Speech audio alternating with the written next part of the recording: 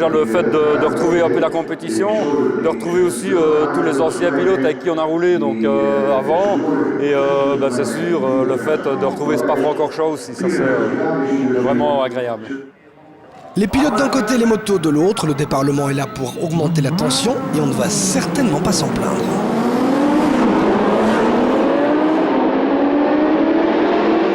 Avec 8 changements de leader pendant les 33 premiers tours des 49 parcourus en 2h30, les rebondissements sont nombreux. 25 équipages sur 61 inscrits ne termineront pas la course. Panne, abandon, chutes se multiplient chez les favoris et ailleurs. Parmi les abandons, on signalera entre autres celui de Michel Siméon et de Bernard Dorsimon sur la numéro 19.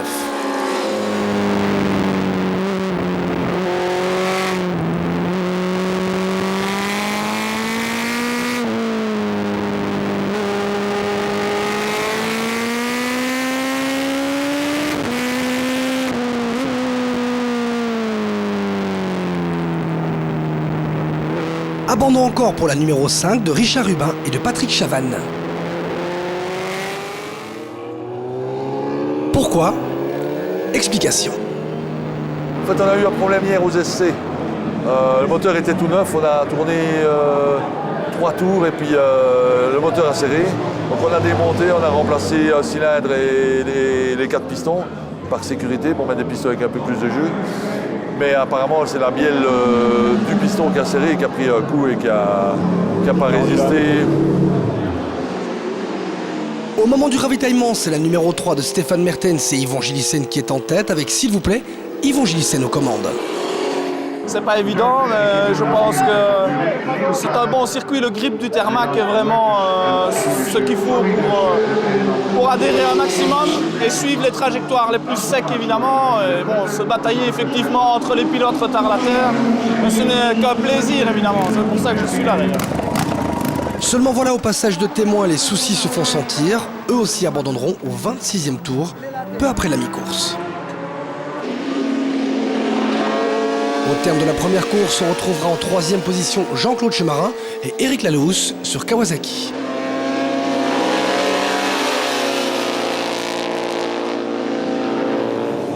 La numéro 67 d'Adrien de Ridder et de William de Ridder terminera en 2e position.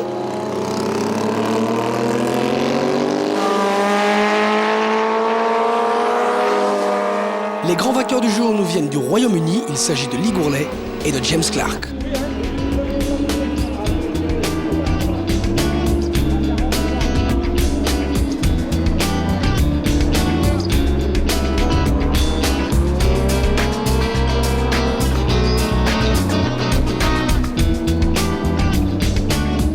Is it Coke or whiskey Coke? Vodka and Coke.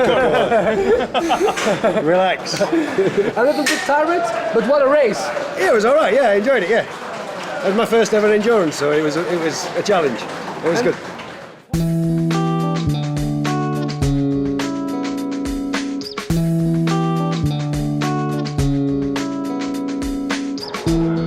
Le lendemain, 51 équipages sur les 60 engagés prennent le départ, un départ type Le Mans comme la veille, mais cette fois avec le soleil en plus. Le départ se passe sans le moindre petit souci, la course par contre elle sera mouvementée.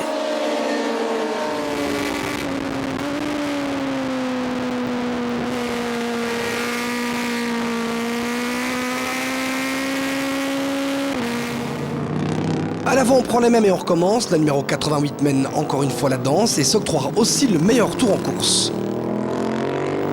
Dès le 8e tour, l'équipage du numéro 93 composé de Jean-Claude Chemarin et d'Éric Lalehousse pose pied à terre, laissant une porte ouverte sur le podium à ses rivaux potentiels. 4e la veille, Sandro Baumann et Roberto Germán termineront 3e de la seconde manche. Chemarin et Lalehousse ayant abandonné, ils termineront aussi sur la 3e marche du podium. C'est une très belle journée parce qu'on est très mal parti. On est passé 22e au premier tour hier soir et j'espérais plus d'arriver sur le podium, ça c'est sûr. Et pour terminer, les derniers 6 tours, je suis bloqué en 4e vitesse. Et bon, c'est arrivé comme ça va bien, ça va absolument bien. 2e la veille sur la Suzuki GSX, Adrien de Ridder et William de Ridder termineront aussi à la 2e place lors de la 2e manche et donc par conséquent aussi au classement général. we didn't expect to finish second. We hoped to finish with the first 10, but second we thought it was impossible, so it was very good, very good. Dans les paddocks et sous les yeux de Randy Mamola, la tension est palpable. Vainqueur la veille, Lee Gourlay et James Clark restent les rois incontestés de la piste de Spa-Francorchamps aussi le dimanche et remportent la 2e édition de ces 4 heures classiques. En outre, ils porteront le meilleur tour en course à 2 minutes 47 secondes 914 millièmes.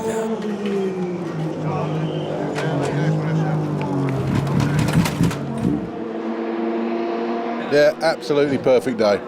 Got all down to my man here, Lee. Rode a superb race. Absolutely brilliant.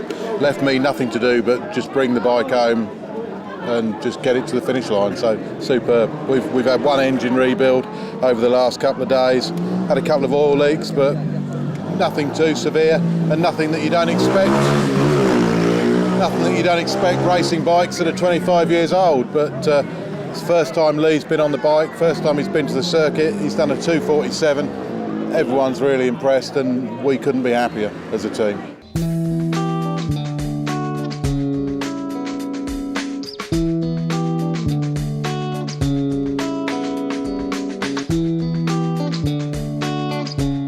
Demain, on va se mettre en chasse, on va discuter avec d'autres pilotes, avec les pilotes qui sont déjà venus, peut-être trouver des animations complémentaires, que ça devienne vraiment une méga fiesta de la moto. Bon, c'était déjà pas mal cette année, mais il y a encore moyen de faire beaucoup mieux, plus d'animations et que ce soit vraiment un événement totalement incontournable.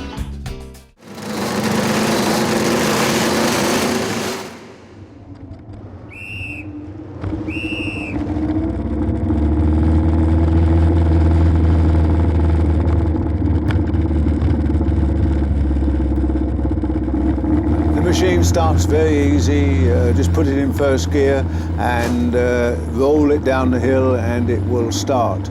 Obviously you really go up into second gear and wait until you exit the actual pit area before climbing the hill, keeping, in my case, to the actual exit road rather than get on the track. You never know what might be out there. So it'll be third, fourth. This is one of the fastest parts of the circuit which we're now approaching here, which on a good lap, when you get past the pits and through the Rouge nicely, you can get into maximum speeds. But on the bike as I was riding, the gearing was a little long, and so I normally left it in 5th gear, or in 6th gear it would go along at 9,000 revs. Normally when I used to race I'd be doing 10,500. Through the left-hander, right and left-hander, again I was down to 2nd and then up to 3rd and down, dropping over the hill there, down into the right-hander, and here it's very deceptive. You need to be able to keep a tight line once you've peeled in, because otherwise the camber isn't really in your favour and it's very easy to get too far over to the left.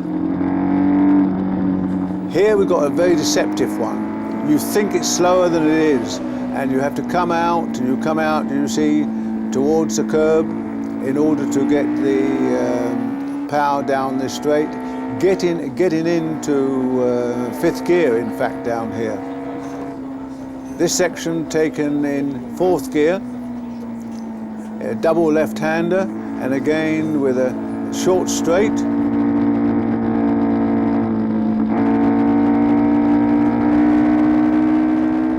In amongst the traffic, and you have to take a little caution because we are here to enjoy ourselves.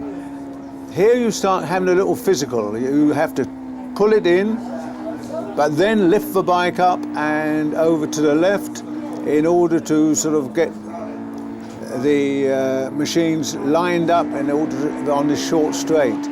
The MV is a machine which has its centre of gravity quite high, and so there are 1 or 2 places on the circuit where it is physical.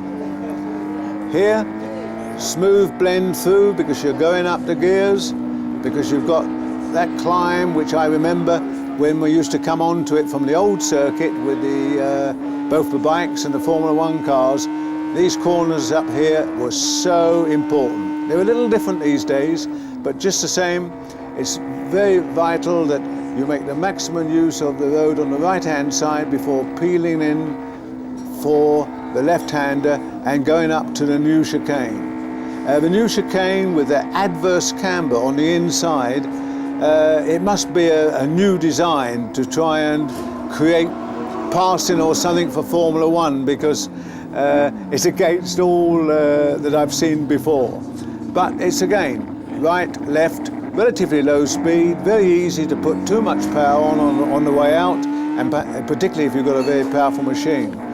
Past the start-finish line, or at least a new start-finish, into the finish of a lap. Down the gears, down into second, smooth power on, and the drive down to Rouge. This actually is where you use the most physical effort. You get to the bottom here, and you can in fact take it in fifth, but the situation is that you have to take it to the left, but then that movement to the right and then back over, making certain you don't get on the curbs, you just clip them, is all important, but it is physical. And now we're back onto the fastest side, and if you're a little lazy, put it in sixth, if not, up to fifth.